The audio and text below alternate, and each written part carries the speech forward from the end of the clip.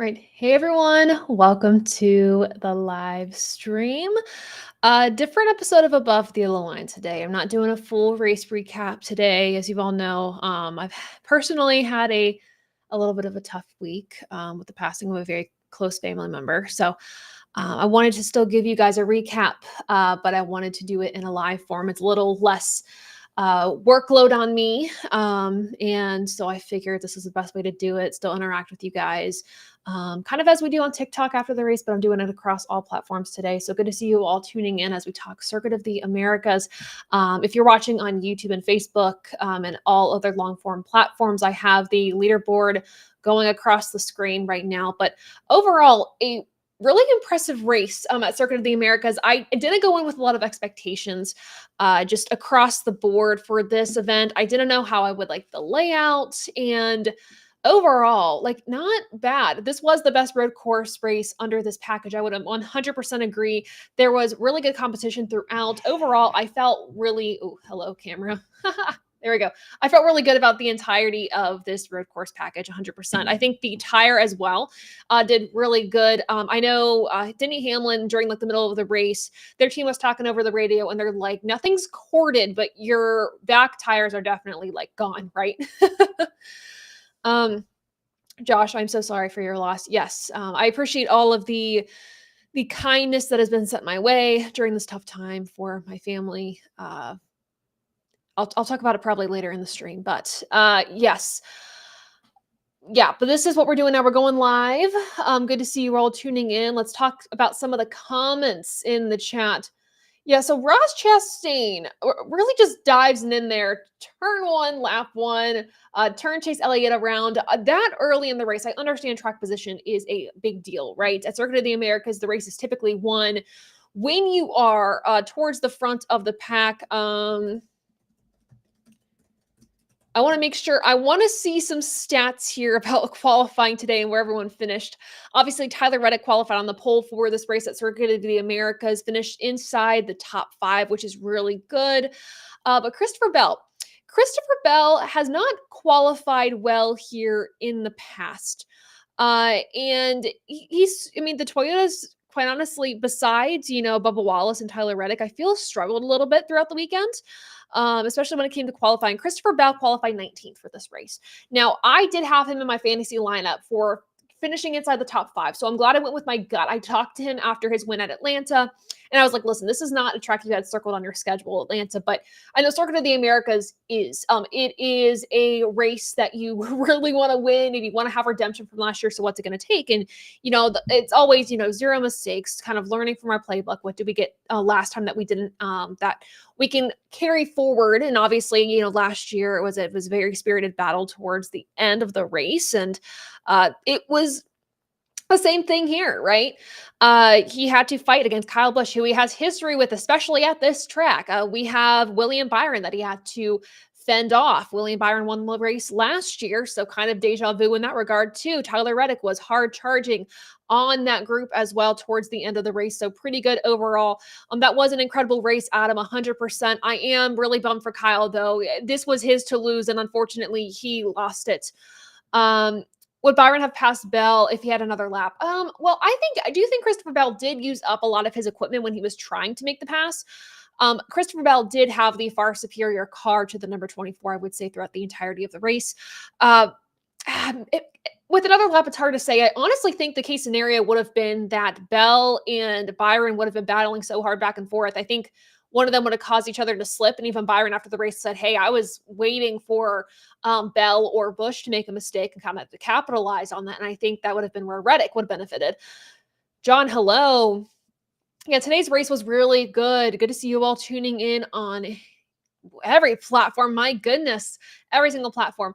Yes, so Connor Zilic unfortunately was not able to finish this race due to incidents. So started off the race already in a rough position, had a tire go down after contact on that first lap, with a whole bunch of cars just getting piled together, 4 or 5 wide going into turn 1 after, Ross Chastain dive bombed it in there. More cars were even just going 4 or 5 wide to begin with into that turn.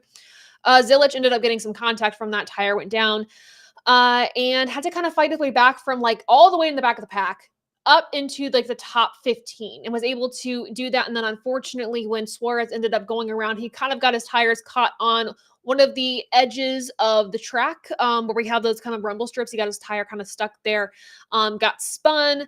And then unfortunately, to try and avoid the spin of Daniel Suarez, Connor Zilic ran into him to avoid, which was super unfortunate.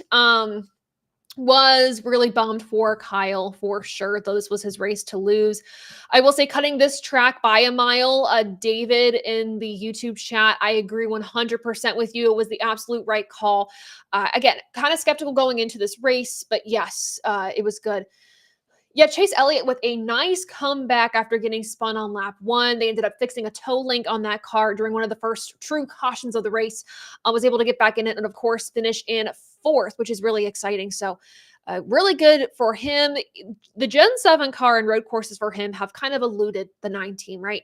So, good to see him really compete. Alex Bowman continues his top 10 streak at Circuit of the Americas. Again, underestimated road course racer, I think, especially when it comes to the Roval and COTA for Alex Bowman. Noah Gragson, unsuspecting top 10 for him. I have no clue where he came from. I tried to like rewind the race and I was like, what happened here? But just top 10. Pretty impressive, right? And in case you don't know me and you're tuning in for the first time, my name's Taylor Kitchen. I talk about NASCAR literally all the time. You know me from my show Above the Yellow Line, my work with Racing America. And this is a little, not the way I typically do my show, doing things live on YouTube, Facebook, Twitter, etc. But due to circumstances this week, I felt this was the best way to kind of reach you all as we recap Circuit of the Americas. But yes, yeah, Justin Haley, didn't really expect him to have a great day either, but nevertheless, I mean, he did pretty good. Let's see, your top 10, we have Christopher Bell, of course, winning this race, William Byron in second, third, Tyler Reddick, fourth, Chase Elliott. Again, we talked about his great comeback for this race. Kyle Busch finished fifth. Unfortunately, just the handling of his car went away from him. I think he used up way too much of his equipment. So finished in fifth. Sixth, Shane Van Gisbergen. Seventh, Chris Buescher again. And I think a driver that we don't think about a whole lot when it comes to road course racing, but obviously has won road course races before. Noah Gragson again, eighth, ninth, Alex Bowman, and 10th, Todd Gilliland. Really good to see him competitive in that 34 car. Michael McDowell, who was the old driver of the 34 car, finished in 11th, 12th, Ross Chastain, 13th, Carson Hocevar, the talk of the town the past week. 14th, Chase Briscoe actually raced inside the top 10 most of the race. And then we have in 15th, Brad Keselowski. Now, there was a picture on social media with Brad Keselowski on a stretcher after the race receiving medical attention. I do not have any updates for you on what potentially happened, what's going on. So we'll keep you up to date as we know more. Everyone's mad at Chastain now. My goodness. Yeah, hell of a comeback for Chase Elliott. What happened to Shane Van Gisbergen during stage 3? I thought he'd have one of the cars to beat. So a lot of this was the tires, I think, got away from him. I want to look back at my notes because I think I wrote something down when it came to kind of what happened to him at the end of the race there. SVG tried to make a move and it did not work. With 13 laps to go, he's not able to fire off restarts. That's what really hurt that Gisbergen. He could not get going on the restarts as well as he could. Not restarting on the front with that 13 to go really did hurt him too. And just wasn't able to totally get back in the mix with these other cars who have really good short run speed. SVG, the entirety of the race, seemed to have really good long run speed in my opinion. So that's where I think he lost it. Denny didn't disappoint. Yeah, the 88 had long run speed, and that's the thing. He could not get fired off well at all. With 9 to go, when Christopher Bell missed the corner, I was like, oh my God, it's game over. But that 20 car was so strong. Nicholas, good to see you. Let's go to the YouTube comments real quick. Let's see. Final Boss said, do you think NASCAR is coming back here next year, seeing how good today turned out in the layout? So based off of promotional text that I've seen some people get on their phone, it looks like COTA is coming back in 2026. Do not quote me on that, but based on promotional text, they have said to reserve your seats for 2026. Again, don't quote me on that. That is what I've seen from some people that have screenshot some of their text messages and put them on social media. It looks like I'm pretty laggy on my YouTube feed, so apologies for that. But I do think based off of the success of this race, it was not riddled by weather, which is fantastic for Circuit of the Americas, who's had some pretty bad luck with weather the past few years. Seeing how competitive this was, I think the tire that Goodyear brought was a win. I I see them potentially coming back here next year, especially to get a second date in the Lone Star State. Obviously, Texas Motor Speedway only has one date. It has the past 2, 3 seasons now. So having a second date somewhere else in the state is really, really good. The crowd was pathetic, though. That's not good to hear. Yeah, my whole thing was ticket sales. How many tickets did we sell? Now, road course races are not going to sell as many tickets, especially when it comes to NASCAR. People know NASCAR as oval racing, short track racing, things like that, not road course racing. If it's Formula One, Formula One's going to sell out a crowd at Circuit of the Americas, right? NASCAR will likely not, right? There's not a huge pool for NASCAR with COTA, but hopefully the racing here gets people out of the track more. Also, given that it is very far south in the United States, it's a lot harder for people to travel to. So it's kind of justifying it. Now, can Christopher Bell go 3 in a row? Well, here's the thing. Christopher Bell won at Phoenix last spring. We're going to Phoenix this coming weekend. He could go 3 for 3. Again, I talked to him after his win at Atlanta, and he said, we didn't have Atlanta circled on our schedule, but we did have COTA. He wanted redemption. He did that. Having that momentum is a powerful thing. Having that momentum going into the next race, I think it's very, very good. Thoughts on the track limits discussion? Let's talk about that before we go back to our YouTube comments. I'm going to take the ticker off the screen here with the results. There we go. All right. Let's see. So thoughts on track limits. I literally have so many notes on this. So before the race, the drivers were basically told you will be judged as missing or shortcutting when all 4 tires are on the non-track side of the red and white rumble strips that define the apex of the turn. So when your car is past, all 4 tires are past the red and white rumble strips and onto like the solid red and blue, that is what would be considered basically going against track limits, and NASCAR would penalize you for that. However, there were a lot of drivers in turn 6. I guess I'm going to say turns 6 because there were multiple turn 6, like turn 6A, B, and then just turn 6, who really were not following those rules, and NASCAR wasn't calling them out on it. There was a lot of speculation and confusion on driver radio that was like, hey, so can we completely disregard track limits here? Can we not? What's the rule? So Kyle Busch was talking about it on his radio. He said he's very confused. He says it wasn't called in the Xfinity series either, but we weren't sure about this. He was told on his radio, hey, they weren't called out on it in Xfinity, but do not press your luck. Well, we got an update. NASCAR basically only called track limits in turns 3, 4, and 5. Turn 6 is wide open to cut the course per RCR after checking with NASCAR, which was not completely specified in the driver's meeting, which is very confusing. So yes. Good to see you all. Nicholas, thanks for checking in. Also, sure, Ross Chastain did make a move that wasn't smart on his part, but you have to do what you need to do to win. You have to do what you need to do to win for Ross Chastain, but not on lap 1. Lap 1, it's way too soon to make that aggressive of a move, and obviously I think Chase will kind of remember that. Thank you all so much for the gifts on TikTok. Yes, there were some penalizations for exceeding track limits in turns 3, 4, and 5. Larson got a few. Hamlin got a few. Larson had a real crappy day. I feel so bad for Larson. Like, you typically think of him as a front runner at these road course races, but he spun a lot. Like, he got so many infractions, and it just was awful. Yet, Ross Chastain declined to comment after the incident. And I think when a driver declines to comment on something, you can see that as a good thing or a bad thing. Now, I mean, that's obviously his choice. I think when a driver is willing to comment and kind of share their side of the story, it kind of closes off a narrative that could be untruthful. But I think honestly for Ross, he was just going for a move. There's nothing else to say. He went for a move early. Maybe it was a slip up. I don't know. Yes. Yeah. And so I respect his decision to not comment. The fact that he even just said, hey, I don't want to comment on this is fine. Some drivers would just shoot people off and just not talk or leave the track. I'm trying to think about who it was. Was it Will Power today? I think that didn't talk to the media when he got wrecked from the St. Pete, I think. I don't know. But anywho. Here's a question. Does Cindric get suspended for turning the 10? That is another great question, actually. So I did write this down because I was like, could that be a suspension?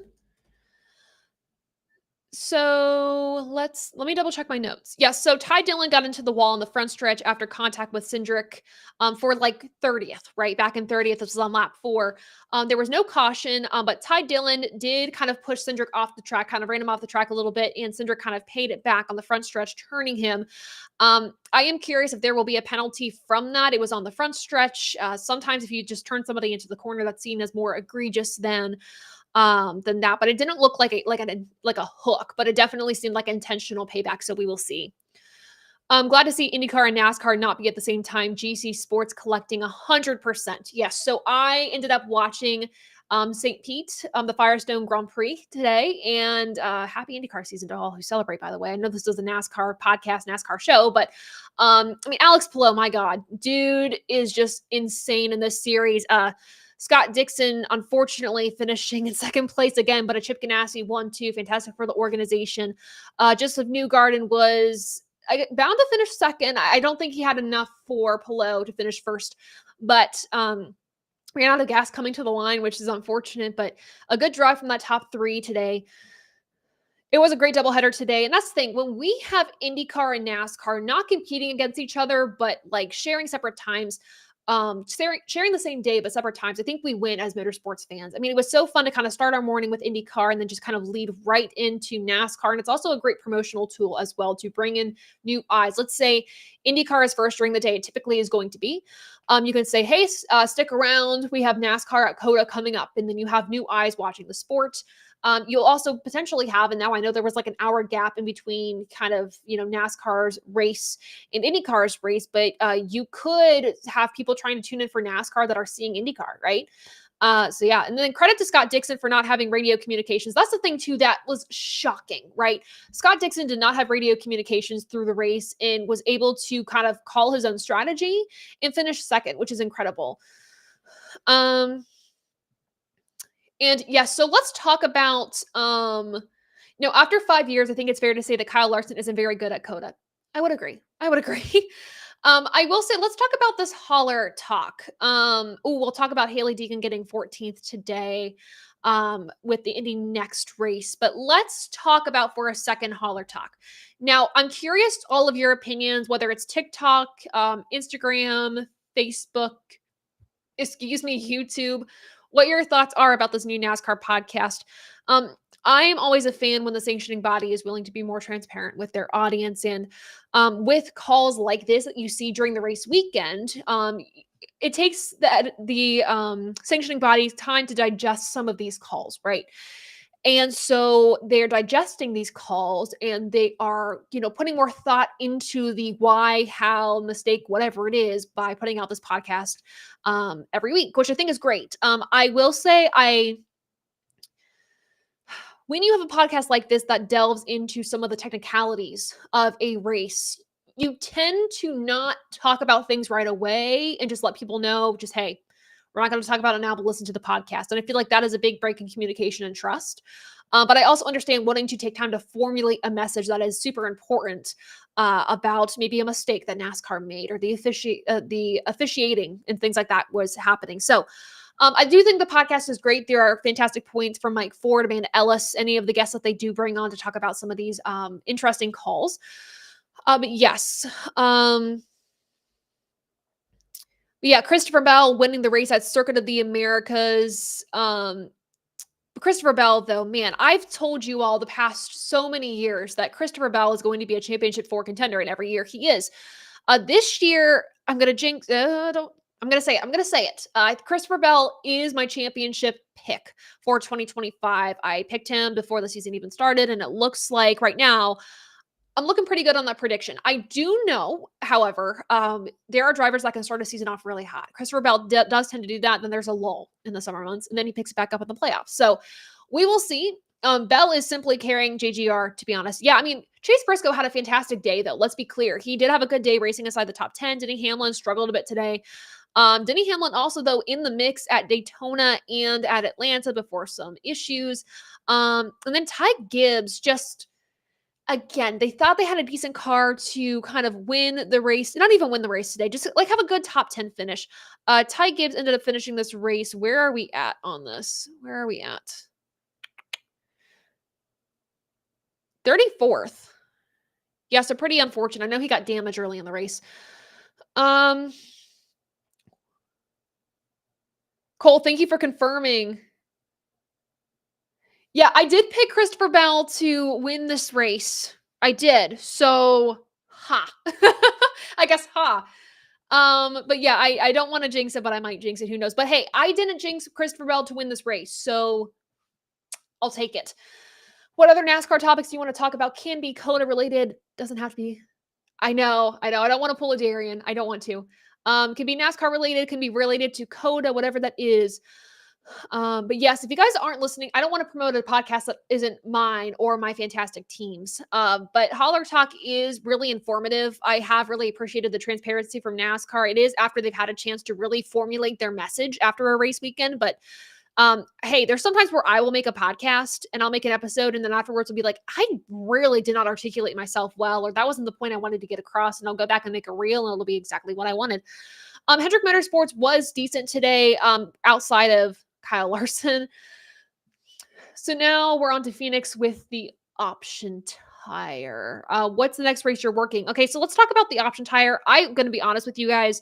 Again, lots happened this week to me personally. So I am very out of the loop about a lot of, what's ahead for NASCAR. So we'll talk about Phoenix, when we get there.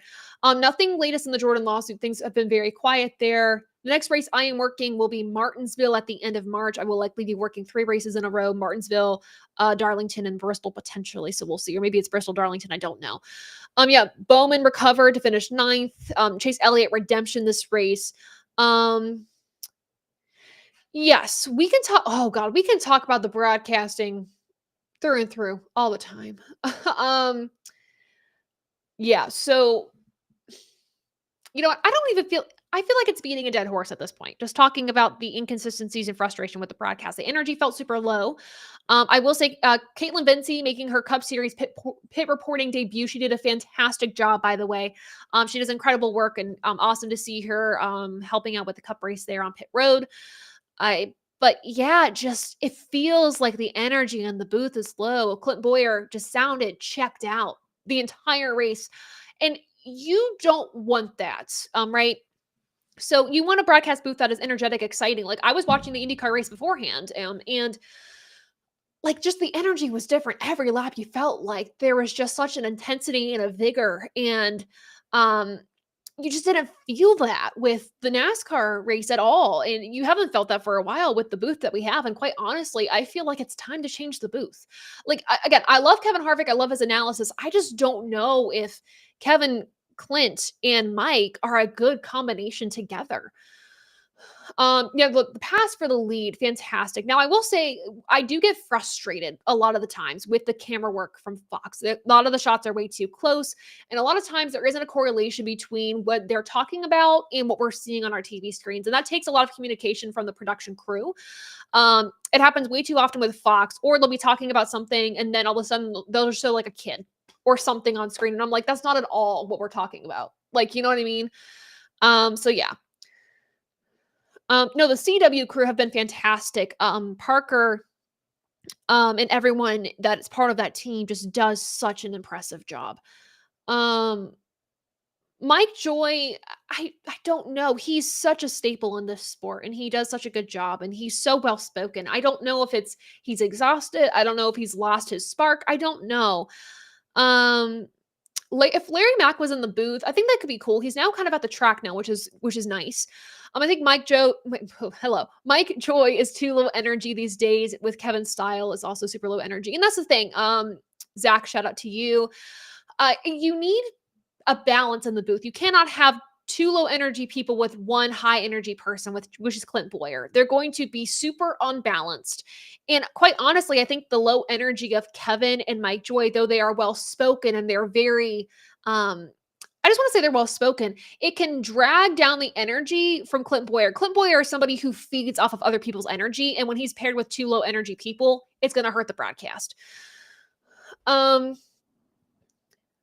What does it do to a driver like Parker Retzlaff to not qualify for a race? And that's tough. I mean, Alpha Prime Racing had a hard weekend. On Tommy Joe Martin's posted a tweet afterwards, and he goes, I didn't give us competitive equipment. I didn't give us a competitive chance." And he takes the full responsibility of that. But I hated that for Brad Perez and Parker Retzlaff.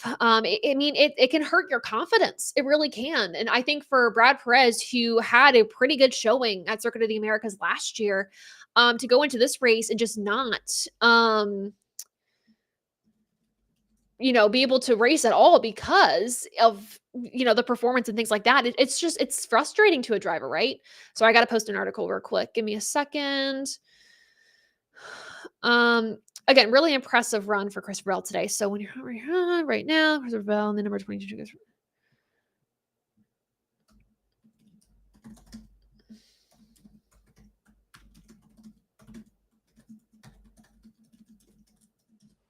All right. What do you think about Bowman being an underdog road course racer? I've said this for the longest time. You look at Bowman's stats, there are some road courses that he is just not good at, but he's really good at COTA and the Roval, and you can always count on him getting a top 10. He is an underrated driver, period. A lot of people just like to dislike Alex Bowman because he is Alex Bowman, but he is a really good race car driver. What does it do to sponsors to see that your car did not qualify? It hurts. So sometimes when you form these deals, if a car doesn't qualify, sometimes there's a refund involved. Sometimes it is, you're signing a deal saying, come hell or high water, like you're still on the, I guess, on the clock. I don't want to say on the clock, but you're still on the hook for paying the full sponsorship of the car. Now, I don't know how they have it worked out at Alpha Prime Racing. Every team is different with how they do their sponsorship, especially for, I'm going to call it an open car. That's not what I mean in this case. But it depends. So it really does. It could hurt a sponsor relationship for sure. And if you want to work with this team in the future, you would hope that they would have built a really good partnership together already and a good relationship to where they're like, you know what, that's okay. You'll get them next time and we'll join you on board for the next race. And sometimes it's, hey, listen, that was a lot for us to spend for this car to not make it. And if there wasn't a deal worked out beforehand or contingencies in a contract, then they might be like, you know what, I'm done. The partner might not come back. So it hurts. Who's going to win next week? Oh, that's a good question. Christopher Bell seems like a pretty good fit. Here's the thing, though. The Fords are so good at this race. They're great at this race in the fall. So we will see. Do you think Ford will win 4 championships in a row, similar to start with the last 3 years? It is a similar start to the last few years. I wouldn't say Ford seems behind the 8 ball, though. They haven't been able to get to victory lane. But I will say they have been contenders. The past few weeks. Now, this was a very weird off race for them. I expected the Fords to do better at the road course today, and they just did not. They kind of missed the ball. And so, you can draw parallels for sure, 100% between last year and this year with how things are starting off. But I do not think Ford is as behind the 8 ball as we would expect. Again, they did really well during speed weeks. They did really well during Atlanta. It's just a matter of, can you finish these races? And that seems to be something that is just eluding them, whether it's finishing these races or holding on to these really good races. Looking at the results, our top finishing Ford was Chris Buescher in 7th. So, not awful, not great. Quite honestly, right? Sorry, guys, I got to make sure I'm posting this. But yeah, again, if you guys don't know me, my name's Taylor Kitchen. I talk about NASCAR literally all the time with my show Above the Yellow Line. You also might know me from my work with Racing America. A little bit of a different show today. I decided to not do a full race recap, just personal reasons, as you all know, just to be transparent with you all, dealing with a loss in my family. My energy's been pretty low. So I'm just really kind of making do with what I can today. And that was me doing a live. When it goes to recording these episodes of Above the Yellow Line and editing them, it takes a lot of time. It takes a lot of prep. It takes a lot of graphic making, etc. And I just don't have that energy to really expend right now. So I thank you guys for, tuning in during this live, bearing with me, things like that. Hard to gauge Ford after one real race. And that's the thing too. Tyler makes a really good point over here on, I need to take this off the screen, so sorry. Tyler makes a really good point over here on YouTube in the YouTube comments. This is the first real race of the season. We've had 2 super speedway style tracks. It's hard to gauge if somebody is way off the pace or on track after the first real race of the season. And then we're going to go to Phoenix, right? And then we're going to, kind of see where everyone truly does stand kind of at that point. Again, I always say give it 10 races into a season for us to kind of know what's going on. Right. You need those 10 races to kind of gauge, okay, who's good, who's not. But then even then, after 10 races, things could flip on a dime, right? So Kyle Busch, I just think he lost the handling of his car. He used up his equipment trying to stay in the front. And that can only, keep up for so long, right? You need at least 10 races or 15 to see what's going on. Exactly what I said. You need at least 10 or 15 races to really see what's going on. I appreciate everyone's kindness in the comments. I really do.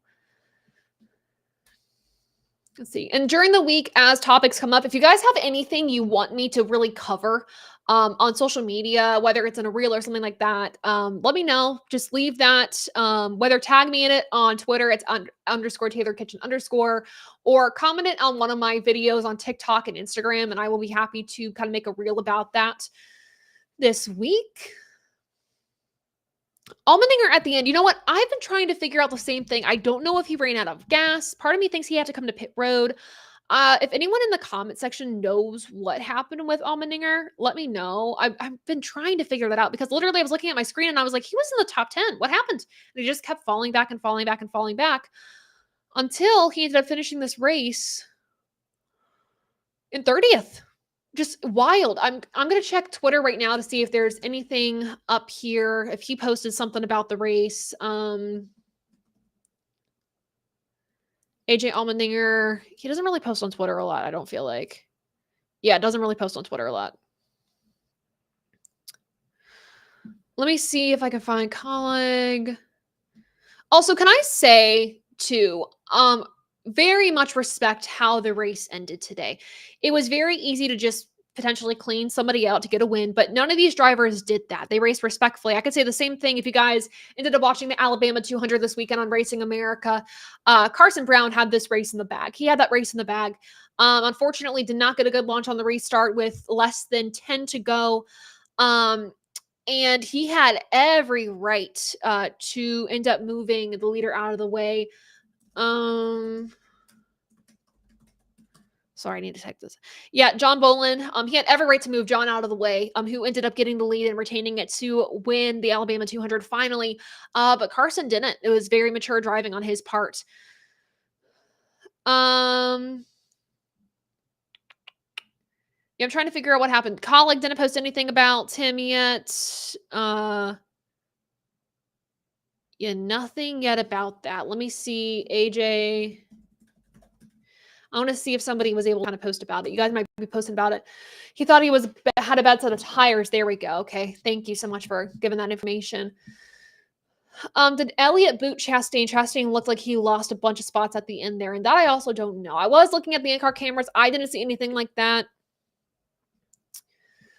No, Hocevar still had a really good day. Good qualifying effort for him, by the way. I know he kind of had a chip on his shoulder a little bit going into this weekend with all the controversy and talk. And you guys wanted to know my thoughts about Carson Hocevar and kind of after the race last week. And first I was like, dude, like calm down. But then I was like, dude, don't calm down. Like we need that aggressive driving. And yeah, I mean, sure. If I was Ryan Blaney last week, I'd be frustrated as crap to be in a position to win the race and then taken out by a really over aggressive and maybe not totally thought out move. But I think, Carson learns from that. There's other drivers that have been in Carson's situation before that have done the same thing as Carson Hocevar. And I know people try to pull in his, his truck series days and, how he raced there. And I completely understand that. Right. But yeah, but I say for Carson, just don't let that get you down. I think if you take too much criticism to heart, you kind of see something like Ross Chastain, where you take too much criticism to heart, you're kind of told to lay off because you make maybe too many aggressive moves that aren't super thought through. And then he's not able to race to his heart's content, I guess. Right. Yeah, here's the thing. So Yes, let's talk about RCR. So obviously have done fantastic in the Xfinity series so far this year, right? And you look at their cup program and you're like, what's missing there? Why are we not having that same success in the cup series? And we saw today that Kyle Busch still has fight in him. He can still win races. I guarantee you he will win one or two races this season. But it's just, man, if he's having to use so much of his equipment to try to maintain the lead, something else needs to be done behind the scenes to get his car to where it needs to be. And again, you saw kind of the night and day difference between Kyle Busch today and Austin Dillon. And uh you want to try to get one of those cars at least to victory lane, and Kyle Busch is the driver to do it.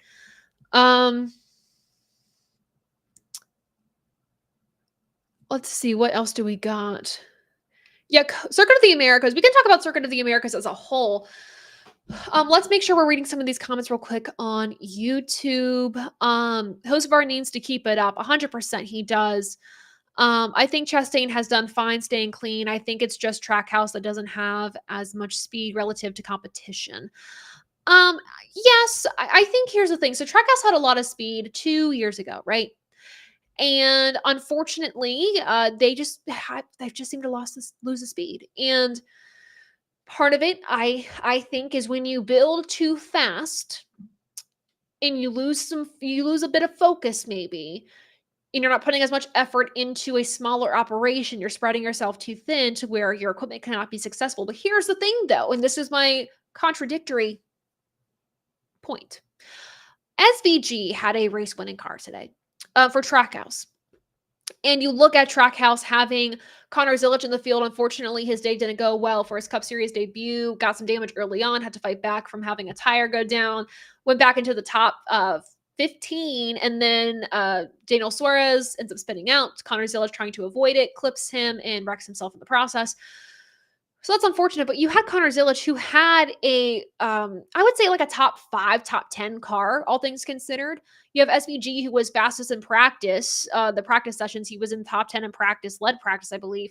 That had a race-winning car, but ultimately could not fire off well on the restarts, which hurt him. You have Ross Chastain, who ultimately had a good car, but I think was a little bit more conservative through the rest of the race after that really aggressive move on that start. So I think so far, Trackhouse has been good, but again, I remind you, that was our first real race of the season. It was a road course. We had Atlanta and Daytona beforehand, where it's not a good gauge on how your season's going to go. Like, think about the Daytona 500, for instance. William Byron was like in the mix, right? But you didn't think William Byron was going to win that race based off of how well he did during the entirety of it, right? And then the seas parted, and there you go.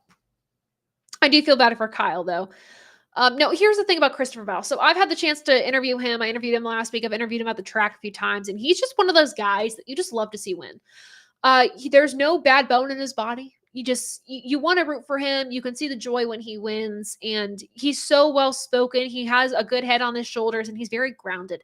And it's almost a refreshing presence, I think, to have in the series. And I feel weird comparing him to Ross Chastain because they come from two different backgrounds, kind of, and their style of racing is pretty different as well. But when it comes to the grounded nature of both drivers, I kind of compare them equally. Some of the most enjoyable interviews I've had is with Ross and Christopher, and just how they approach an interview, how they approach a conversation. And, after I talked to Christopher Bell last weekend about his race at Atlanta and just, the upcoming race at Circuit of the Americas, like he has a renowned confidence going into this season. And I think a lot of that has to do with, he was racing during the off season. Joe Gibbs allowed his drivers to pursue their passions outside of the Cup Series and, enjoy some dirt racing. And Christopher Bell obviously was very successful during the off season with that. And you come into the season after you've had a successful off season where you are able to pursue your passion. And I think it ignites a fire in you to just go out there and do well when you're in the Cup Series. So, does anyone know why Pitbull left Trackhouse? I do not. So, to give you guys some insight on at least how we found out about this, obviously the morning of the 500, Pitbull was actually supposed to talk to the media. He had scheduled media availability that day. Thank you, Jeff, for the gift on TikTok. And the news came out that he was leaving Trackhouse, and the media availability was canceled. Obviously, due to or not due to, but seen by team statements, they appreciated the time that Trackhouse put in. I mean, that Pitbull put into Trackhouse's program. Pitbull responded accordingly and was like, likewise, appreciated my time at Trackhouse, but no real reason as to why. Obviously, there are speculations as to why Pitbull could have potentially left Trackhouse. But yes, not to snap back 2 weeks of ATYL Live, but the last 2 weeks we keep saying COTA is the first real race. The Daytona 500 has lost significance if we're going to keep saying that. No, that's true. That's actually a really good point. So, I mean, to round out, getting to Matt's comment in a second, to round out the conversation there about, Trackhouse and all that type of stuff, we really don't know. The speculation, obviously, is that maybe Daniel Suarez isn't returning to the seat next year. Maybe that's why there was an immediate split, but obviously we don't know that. And it's all speculation. But yes. Here we go. Thank you all for the comments on TikTok. I appreciate that. A lot of kind comments. We love that. Yes, here's the thing.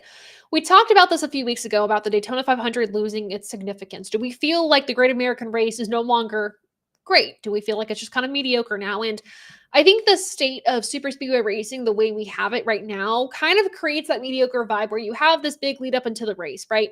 And then it's kind of okay. Like, I'm not expecting the Daytona 500 to be this big, I guess, life-changing race anymore. And I hate to say that, but I just don't expect that with how this race is. It's unpredictable. You don't see a winner kind of have this huge payoff during the race. At least we haven't seen it the past few years. It's always due to a late race caution, a caution on the, before the final lap, an overtime restart, or somebody kind of wrecking somebody else out of the way to win the race. And at that point, it comes down to the mentality of the competitors.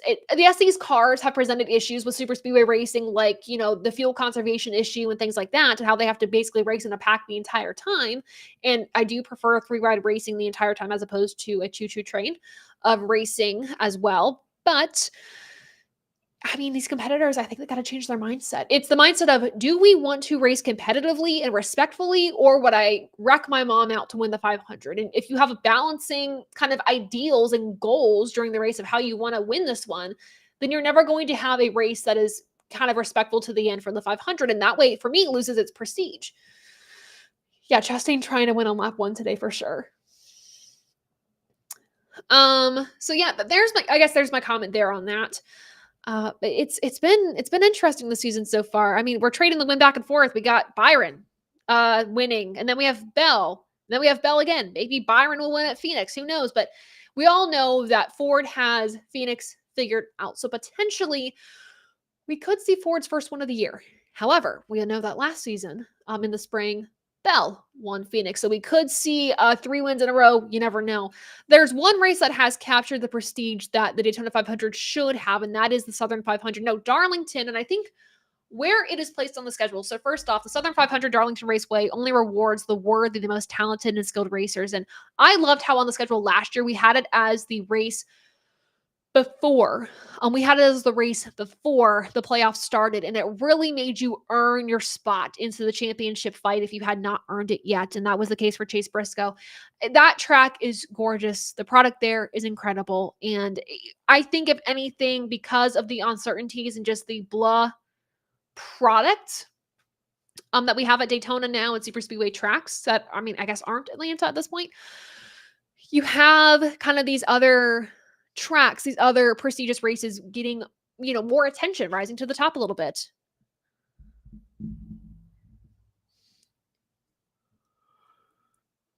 Yeah, we'll see if Brad can win. I'd love to see Brad win at Darlington again. Now, as for Brad Keselowski, we do have an update as to what happened. So the cool suit failed. The cooling suit failed for Brad Keselowski after stage 1.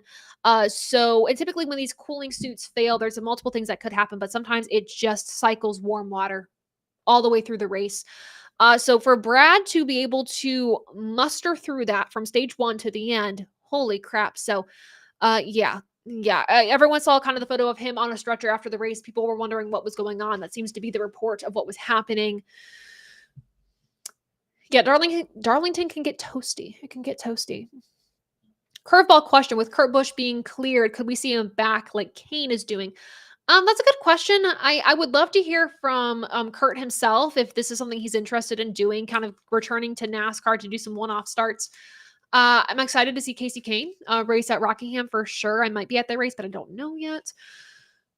But for Kurt, he's at least going to be racing in the IROC, I believe. He's going to be doing a one-off something there, which is exciting. Brad doing Ricky Rudd things. I love that. Sorry, guys, I'm yawning. I don't know why. It's only 9 o'clock.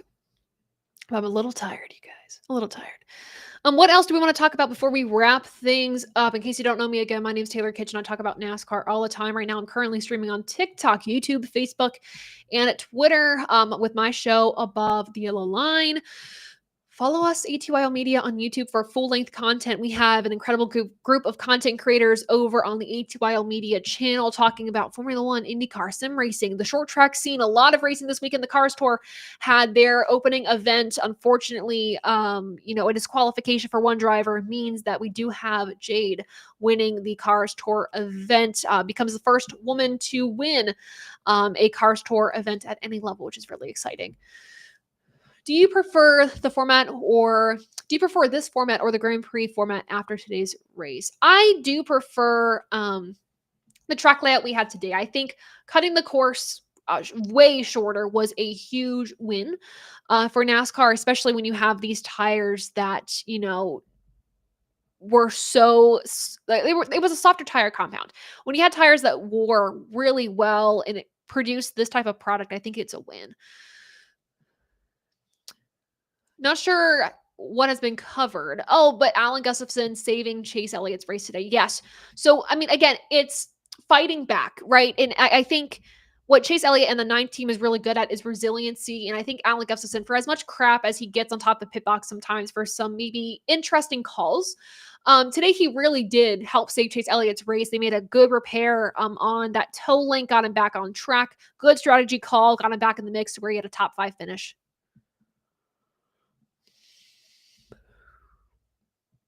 Could we see a cup race at Rockingham soon? That's a good question. I mean, I think it will really depend on how the race goes for Truck and Xfinity.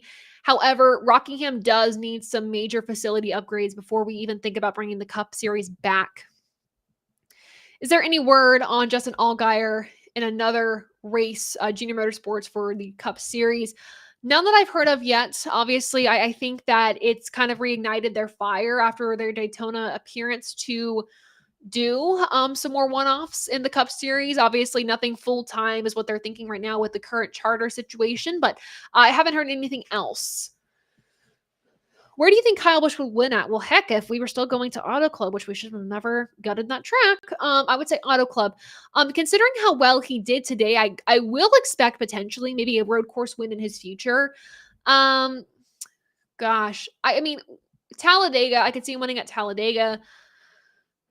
Trying to think where else I could see him winning at. Because I just potentially with Richmond coming up, knowing how strong Austin Dillon was at that track last summer, we could see not Richmond coming up, my bad.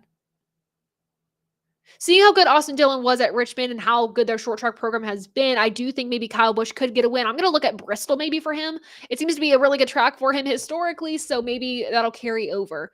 Vegas for Kyle could potentially be, besides Bell or Byron, who is the next Cup champ that doesn't have a championship. Okay, well, I was going to say Bell or Byron for sure. Driver who doesn't have a championship yet that definitely could. Well, no, and Kyle Busch at Darlington, fantastic at Darlington too. Besides Bell or Byron, my God. I mean, you look at those two drivers as the front runners who do not yet have a championship. You think about other drivers and you're like, well, Kyle Larson. I'm like, nope, he has a championship. Chase Elliott has a championship. Bowman could be like a sneaky championship winning driver this year, potentially. But I just don't see it for him, at least right now. God, I don't really know. That's a great question. I mean, I'd love to see Austin Cindric become a championship driver at some point. I'd love to see him win a championship, and I think he potentially could. He's had some promising starts to the season. It's the question now of, now that we're going to more of those, the more real or consistent racetracks, what can we see? And he did have a good rebound due to strategy during this race. But then, of course, strategy didn't play out for them and he finished 25th. Did not have a good qualifying effort at all. Really surprising for us and Cindric there.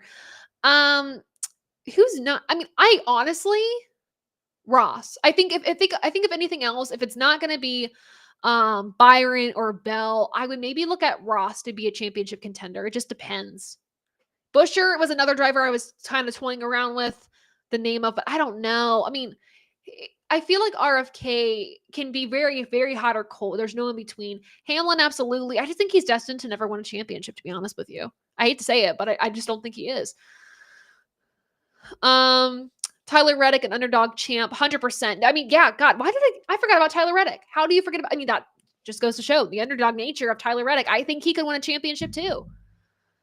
I mean, he was on par to do it last year, and then when the playoffs hit, he just was crushed. Cindric is good, disappointed at his performance on the road course. And that's where I don't know. Like, he was very frustrated this weekend. He didn't know kind of what was going on. He's typically a very good road course racer, and this weekend just did not work for that team. What other questions do we have? I will say, be on the lookout for an episode of 4 Laps tomorrow around noon, recapping the IndyCar race. We want to talk about that real quick before we go. We can. Ryan Preece is cool. For those of you asking, what do I think about Ryan Preece? We will also have our live stream on Wednesday. I still plan to do our live stream on Wednesday. Talking all things NASCAR with you guys, recapping Circuit of the Americas, previewing the race that is coming up. Just as a heads up, my social media might be a little light over the next 2 weeks. As you all know, I dealt with a very difficult loss in my family. So I will likely be off social media. You guys were all getting ready for like my Daytona vlog that I did, or kind of like what's it like to work the Great American Race. I said it would be up on Friday. Well, obviously things change very quickly. And I was not able to get to that on Friday. So hopefully I'll have that up this week, kind of just as a, sorry, I didn't do a full episode of ATYL, but hopefully this helps. That'll be up on social media sometime this week. Yeah, and the IndyCar race overall was pretty solid. The first time IndyCar had a full race broadcasted on Fox, I think they overall did a great job. I think Jamie Little did a good job stepping in for on pit road. Excuse me, again, she does phenomenal pit road work. So, appreciated her. Now, Jack Harvey, you could tell homie was not comfortable on pit road. You could tell he wasn't really comfortable behind the wheel, seemed a little nervous, not the wheel, behind the microphone. So yeah, a little nervous for him, definitely for sure. But I hope as the season goes on, he'll get more comfortable behind the mic, get some good pointers from those around him that have done this for a long time. But again, I thought it was very interesting putting him in that situation and in that position to be a pit reporter this year. Kind of odd. And then, of course, him doing the grid walk, you could tell he was not comfortable with that. So hopefully he'll do better in the future. What are your thoughts on the whole Carson Hocevar situation, Lily? Good question. So I put out a video about this earlier, I guess this past week at this point.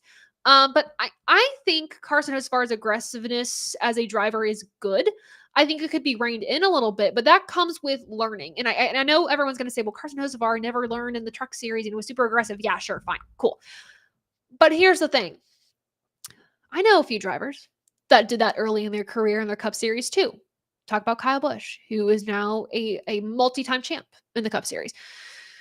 Heck, Ross Chastain, for instance. You think about other drivers too that did this early in their career, and it's part of the learning process. It's learning where do you push, when do you pull back. And for me, Carson's aggressive racing is not a problem, at least for me, not yet, for his Cup Series career. I love to see the aggressive nature of his driving, the personality behind the wheel. And honestly, if you had as good of a car as he did last week, you'd want to kind of go for a win, right? So totally think that he was justified in how he raced. And then, yeah, Joey Logano was criticized early in his career too, being way over aggressive. But yeah, it's again the balance, right? It's the balance of we're going to criticize one driver, not criticize the other. But we gotta, if we're going to say that it's okay for Carson Hocevar to race this way, it's okay for others to race this way too. Kind of a blanket statement there. All right, everybody, be on the lookout I'm not going to show you like the full thing here. I'll show you the back of this. I got this. I guess I'll show you guys most of this. I got this at the store the other day. Found it, and I'm going to do kind of a reel talking about this and everything that's in here. Pretty cool collector's pack full of Dale Senior documentary movies type thing. So we'll talk about that a separate video this week. Be on the lookout for that. A Daytona 500, what's it like to work recap video. But that was this episode of Above the Yellow Line, talking about all things Circuit of the Americas and of course a little bit more. Thank you all so much again for bearing with me today as we do a little bit of a different take on the Above the Yellow Line show, doing it live right after the race as opposed to a put together edit. So again, if you guys want to follow me on social media, please do. Of course, I wanted to give a shout out to Happy Hour Racing, by the way. If I have to rate this race, presented by Happy Hour Racing, I'd give it like I'd give it a 70%. I think for a road course race, it was overall very good. I was very pleasantly surprised with the product that we got. I think this was the best road course race that we had through the entirety of the race that we've had with the Gen 7 car so far. And yeah, so I think, quite honestly, 70% for me. By the way, Happy Hour Racing is the official apparel partner of ATYL Media. Giving you guys all a heads up on this now. They're giving away a diecast on Tuesday on our social media platforms, the ATYL Media channel and platforms, and the Happy Hour Racing social media platforms, Facebook and Instagram. We are giving away a signed Ross Chastain diecast. So if you want to enter that, make sure to follow those platforms now and turn on notification bells so you can be notified when we post about the giveaway. The giveaway will go from Tuesday until Friday. So stay tuned for that, but that'll be a good one. I'm also throwing in a bucket hat. I'm trying to see here. I was going to save this bucket hat for myself, but I thought it was super cute. And I was going to put it in the giveaway, but an ATYL Media bucket hat will also be thrown into the signed diecast. So make sure you guys follow the appropriate accounts and be on the lookout for a post on that on Tuesday. But Happy Hour Racing, the official apparel partner of ATYL Media. So excited about that. And then, of course, Benzik Designs. You all know Benzik Designs. Literally, all my display cases back here that are 4-tiered are all from Benzik Designs. Use the promo code ATYL2025 to get 20% off all of your purchases when you click the link in my bio, in the description, whatever that may be. Just make sure to check out all of those things. So, to all of you on TikTok, oh my God, like 270 of you on Twitter, Facebook, and YouTube. Thanks so much for tuning in. I appreciate that. And thank you all for bearing with me and being patient with me over the next few weeks in advance. As we know, we deal with some family stuff here. But I appreciate everyone for tuning in. Thank you all so much for tuning in. And until next time, I will see you all later.